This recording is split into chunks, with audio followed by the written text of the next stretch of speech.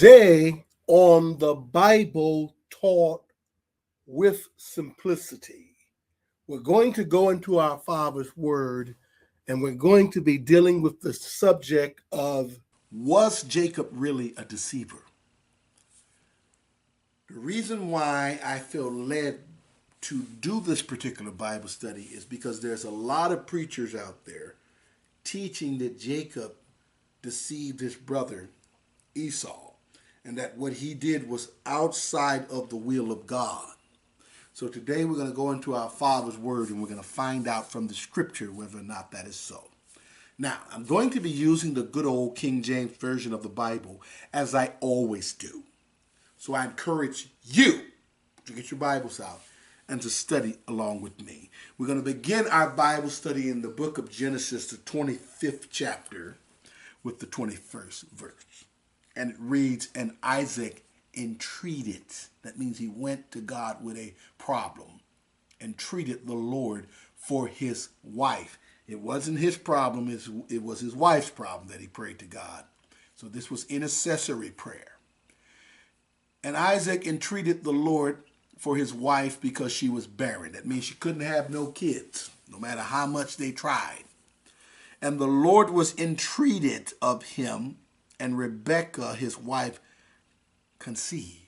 So God answered his prayer on behalf of his wife and allowed her to get pregnant. Okay? 22. "And the children," notice there were two of them in the belly. So she had twins. And we're going to see that they were fraternal twins in a few seconds. "And the children struggled together within her. And she said, If it be so, why am I thus?" Or why am I in this manner? If I'm supposed to have these boys, what is this struggling in my belly all about? "And she went to inquire of the Lord." So she went to Jehovah herself. Verse 23, "And the Lord said unto her," when you see the word Lord in caps, it means Jehovah God. "And Jehovah said unto her, Two nations are in thy womb, and two manner of people shall be separated from thy bowels," or your inner parts. "And the one people shall be stronger than the other people, and the elder, or the oldest one, shall serve the younger." So here is God telling her that she's going to have two different nations of people that's going to come from these twins. And one shall be stronger than the other. Their descendants will be stronger than the other. And the oldest one going to serve the younger one. So this is God predicting everything that would transpire with these twins before they were even born. So I don't see how these so-called reverends are going around telling people that Jacob was an evil man and a trickster and tricked his brother out of something, when God prophesied their destiny before they were even brought into the world. Now, we know they were fraternal twins because when they were born, we're going to see one was hairy and the other one was smooth. Fraternal twins don't look alike, okay? Identical twins look exactly alike. Sometimes fraternal twins, one could be a girl, one could be a boy. These are facts. Anyway, verse 24 says, "And when her days to be delivered were fulfilled, behold, there were twins in her womb." You see that? 25. "And the first came out red all over like a hairy garment. And they called his name Esau." 26. "And after that he came, his brother, after that came his brother out, and his hand took hold of Esau's heel. And his name was called Jacob. And Isaac was 80 years old when she bare them." He was 60 years old when she bore these boys, okay? A score is 20, and 3 times 20 is 60. So Jacob, when he was a little baby, grabbed onto Esau's heel when he came out. Verse 27, "And the boys grew, and Esau was a cunning hunter, a man of the field, and Jacob was a plain man dwelling in tents. 28. And Isaac loved Esau because he did eat of his venison, but Rebekah loved Jacob. Isaac loved Esau because he got to eat some of the prey that he went out and killed and brought back. But Rebekah loved Jacob. And that happens in a lot of families today. It's not like they don't love their other children, but they have their favorites. Anyway, 29. And Jacob sod pottage. So he cooked up a good bowl of lentils. You know, he was cooking. His mama probably taught him how to cook. And Esau came from the field and was faint. So his brother came in from being out there all day. He was tired from being out in that hot sun hunting all day. Verse 30, that was 29.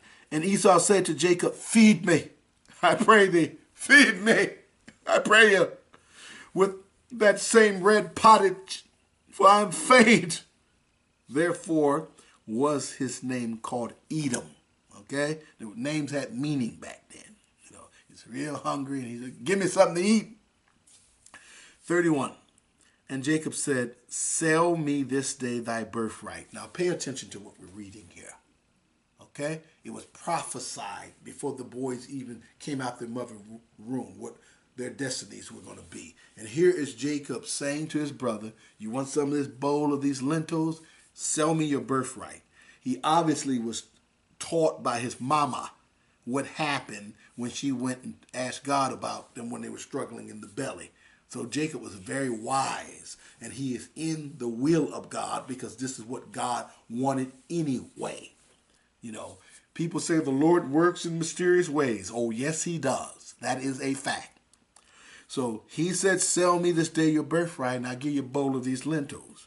32, and Esau said, behold, I am at the point to die, and what profit shall this birthright do me? So he failed to understand the importance of his birthright. 33, and Jacob said, swear to me this day. And he swore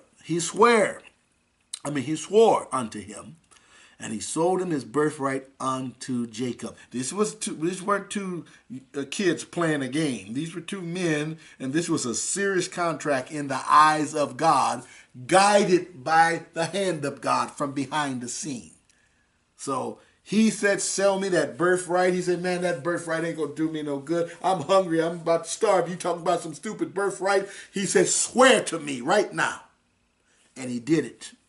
So that was a legitimate transaction in the eyes of God. These so-called preachers who want to call him a deceiver and all these other bad things, they're not real students of the word. Because if they were, they would know that this was a legitimate transaction in the eyes of God. 34. Then Jacob gave Esau bread and pottage of lentils. He gave him the food. And he did eat and drink and rose up and went his way. Thus Esau despised his birthright. In this way, Esau despised his birthright. That's why God had this written, okay, to show that Jacob was not a deceiver and he didn't do anything bad like these so-called reverends are teaching you. He was evil and his mama was too. No, they were not. They were in the will of God, okay?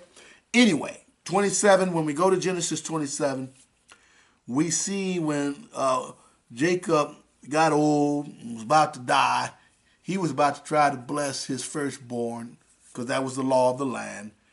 And we see that God's hand was involved to make sure the mama heard it, and they took steps to make sure God's will was fulfilled. You know, that it would go exactly the way God said it would go. God was all in this. Genesis 27, verse 1. And it came to pass that when Isaac was old and his eyes were dim so that he could not see, he called Esau his elder son and said unto him, my son. And he said unto him, behold, here am I. Verse 2. And he said, behold, now I am old. I know not the day of my death. 3. Now therefore take, I pray thee, thy weapons, thy quiver, and thy bow. The quiver is the thing that holds the arrow. And go out to the field and take me some venison. Go out there and hunt me something and bring it back for me to eat.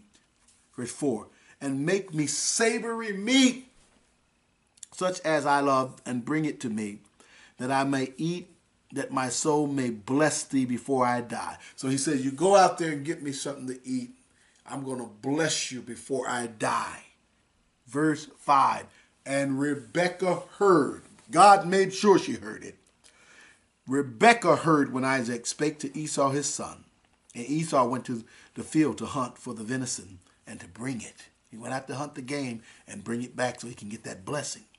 Verse 6, and Rebekah spake unto Jacob his son, saying, behold, I heard thy father speak unto Esau thy brother, saying, verse 7, bring me venison and make me savory meat, that I may eat and bless thee before the Lord before my death. 8, now therefore, my son, obey my voice according to that which I command thee. Do what I tell you, boy. Look what she told him. Verse 9, go now to the flock and fetch me from thence, from over there, 2 good kids of the goats. Bring me 2 baby goats, and I will make them savory meat for thy father, such as he loveth. That's verse 9. Verse 10, and thou shalt bring it to thy father, that he may eat, and that he may bless thee before his death. So she said, get over there, boy, and get me 2 baby goats. I'm going to kill them and cook it up. You take it in there and get that blessing that God says you're supposed to have. They're not doing nothing wrong. Isaac was about to do something wrong. Jacob and Esau's father was going to do something wrong. And the Lord made sure that Rebekah heard it and moved her to make sure it went the way it was supposed to go. She was told before they were even born how it was going to be. Anyway, 11, and Jacob said to Rebekah his mother, look what he said. Behold, Esau my brother is a hairy man, and I am a smooth man. 12, my father peradventure or perhaps will feel me, and I shall seem to him as a deceiver. You see that? And I shall bring a curse upon me and not a blessing. So he's like, man, mama, I want to do what you tell me, but Esau's hairy and I'm smooth. What if daddy touched me up and feel me? He's going to know that I'm not Esau. 13, and his mother said unto him, upon me be thy curse, my son. Only obey my voice and go fetch me them. She says, I'm in the will of God, boy. Do what I tell you. If there is a curse, it'll come upon me. But there was not going to be any curse because they wasn't doing anything wrong. Okay? She was told by God herself that the elder shall serve the younger. Anyway, verse 14. And he went. Jacob went and fetched and brought them to his mother. He brought the 2 baby goats. And his mother made savory meat, such as his father loveth. 15. And Rebekah took goodly raiment, which means clothing, of her elder son Esau, which were with her in the house, and put them on Jacob, her younger son. So she took some of Esau's clothes and put it on him. Verse 16. And she put the skins of the goats, the skins of the kids of the goats upon his hand and upon the smooth of his neck. So she put them little hairy skin on him just in case Jacob felt him up. 17. And she gave the savory meat and the bread which she had prepared into the hand of her son Jacob. 18. And he came unto his father and said, my father. And he said, here I am. He said, who art thou, my son? The voice didn't sound right. Who are you, boy? 19. And Jacob said unto his father, I am Esau, thy firstborn. I have done according as thou badest me. Arise, I pray thee, sit and eat my venison, that thy soul may bless me. Now, this is where these preachers tell you, see, you tricked him. He's a deceiver. But if you go back to the 25th chapter, when he told his older brother to swear to me that that birthright is mine, if I give you these lentils, that was a binding contract in the eyes of God. And so from that moment, he earned the right as the firstborn. So in a sense, he became Esau. So he is not lying. He bought his birthright from his brother. So he says, I am Esau, thy firstborn. And yes, he was, because he bought that right from his brother. Okay? Verse 20. And Isaac said unto his son, how is it that thou hast found it so quickly, my son? And he said, because the Lord thy God brought it to me. 21. And Isaac said unto Jacob, come near, I pray thee, that I may feel thee, my son, whether thou be my very son Esau or not. He said, come here, boy, let me make sure now, because he couldn't see. 22. And Jacob came near unto Isaac his father, and he felt him, and said, the voice is Jacob's voice, but the hands are the hands of Esau. 23. And he discerned him not, because his hands were hairy, as his brother Esau's hands. So he blessed him. 24. And he said, art thou my very son Esau? And he said, I am. And he was not lying, because he bought that birthright. And that's why God blessed him. It was God's will that it go down this way. 25. And he said, bring it near to me, and I will eat of my son's venison, that my soul may bless thee. And he brought it near to him, and he did eat. And he brought him wine, and he drank. 26. And his father Isaac said unto him, come near now, and kiss me, my son. 27. And he came near and kissed him. And he smelt the smell of his raiment, and he blessed him, and said, see, the smell of my son is as the smell of a field, which the Lord has blessed. 28. Therefore God give thee of the dew of heaven, and the fatness of the earth, and plenty of corn and wine. 29. Let people serve thee, and nations bow down to thee. Be Lord over thy brethren, and let thy mother's sons bow down to thee. Cursed be every one that curseth thee, and blessed be he that blesseth thee. Look at the blessing. 30. And it came to pass, as soon as Isaac had made an end of blessing Jacob, and Jacob was yet scarce gone out from the presence of Isaac his father, that Esau his brother came in from the field, came in from his hunting. So God timed it just perfectly. Soon after Isaac blessed Jacob, and Jacob was leaving out the tent, Esau came in. Let's see what happens. Verse 31. And he also had made savory meat, and brought it unto his father, and said unto his father, let my father arise and eat of his son's venison, that thy soul may bless me. 32. And Isaac his father said unto him, who art thou? Who are you? And he said, I am thy son, thy firstborn Esau. 33. And Isaac trembled very exceedingly, and said, who? He said, where is he that has taken venison and brought it me? And I have eaten of all before thou camest, and have blessed him. Yea, which means yes, and he shall be blessed. Where's that guy who was in here a little while ago that I just blessed? 34. And Esau heard the words of his father, and he cried with a great and an exceeding bitter cry, and said unto his father, bless me, even me, O son of my father. 35. And he said, thy brother came with subtlety, and has taken away thy blessing. 36. And he said, is not he rightly named Jacob, which means supplanter? So God even gave him that name because it was God's will that it would all play out this way. For he has supplanted me these 2 times. He took away my birthright. No, he didn't, fruitcake. You sold it to him. He kills me. He took it. No, he didn't. You sold it to him. Anyway, and behold, now he has taken away my blessing. No, he didn't. You sold both, your birthright and your blessing.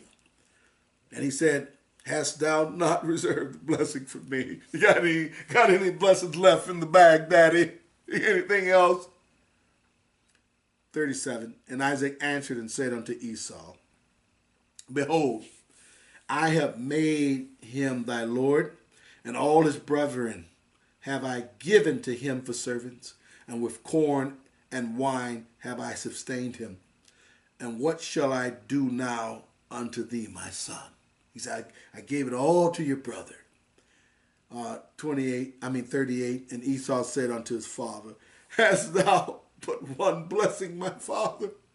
Bless me, even the also, oh my father. And Esau lifted up his voice and wept and cried like a little wind. And I don't feel sorry for him. You know, God knows everything. Okay? He knows our entire life before we live it. And he knew exactly how this thing was going to go down. And that's why it went down the way it went down. So don't listen to these preachers telling you that Jacob was the evil man and he did something wrong and that Rebekah did something wrong. No, they did not. The mother was told while the boys were still in the belly what their destinies would be. The person who was about to do something wrong was Isaac, okay? And God made sure it didn't go that way, okay? Now, when we go to Romans 9, we see it says, Paul writes about this incident we just read about in verses 9 to 11. He says in Romans 9, starting at verse 9, for this is the word of promise. He's saying what God told Sarah. At this time will I come and Sarah shall have a son. I mean what he told Abraham, I'm sorry. So God promised Abraham a son. And he gave him that son when God had already purposed in his heart to give him that son. And that son was Isaac. Verse 10. And not only this, not only did he make a promise to Abraham, he also made a promise to somebody else. And not only this, but when Rebekah also had conceived by one, even by our father Isaac, 11, for the children being not yet born, neither having done any good or evil, pay attention to this, that the purpose of God according to election might stand, not of works, but of him that calleth.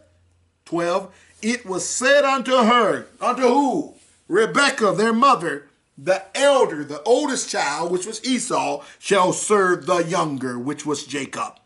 13, as it is written, Jacob I have loved, but Esau have I hated. And when you look up the word hated here, it means he loved him less than he loved Jacob. So it was God's will that it go down that way.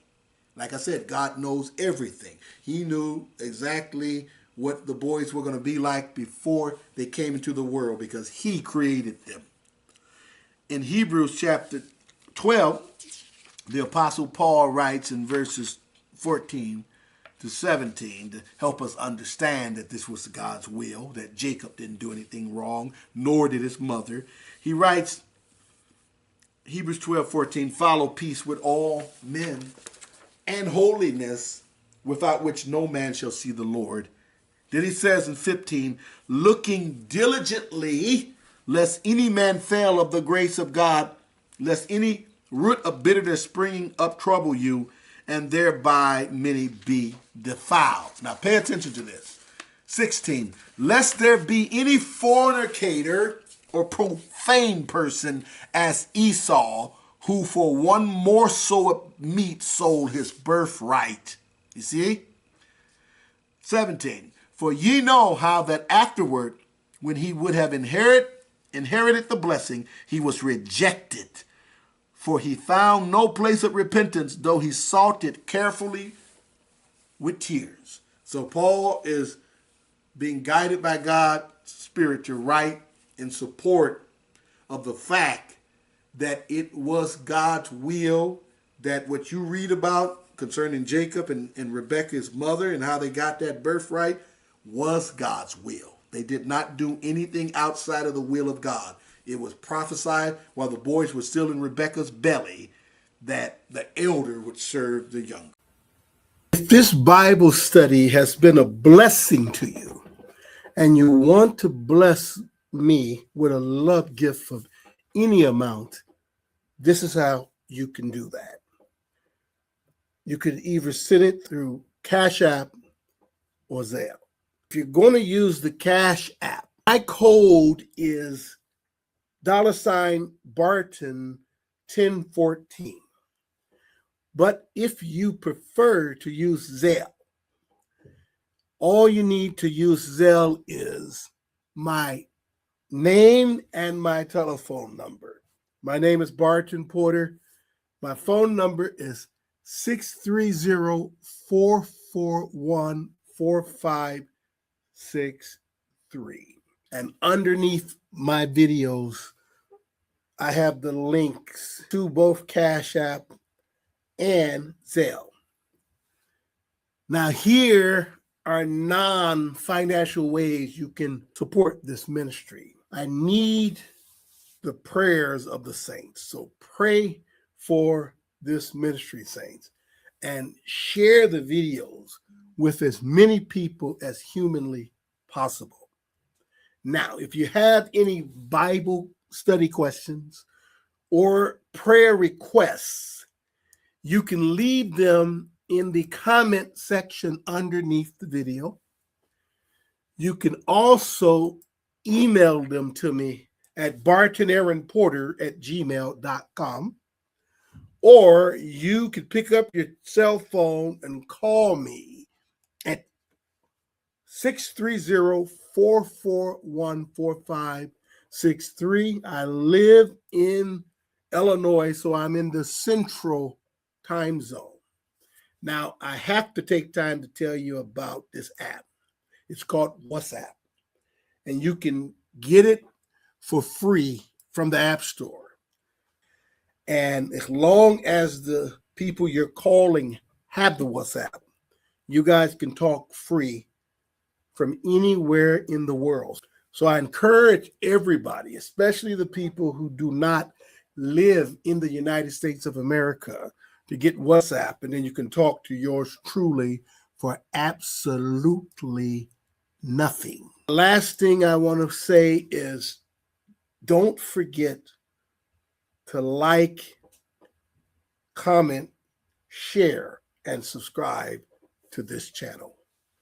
I want to thank you guys for watching. God bless you. I'll see you next time.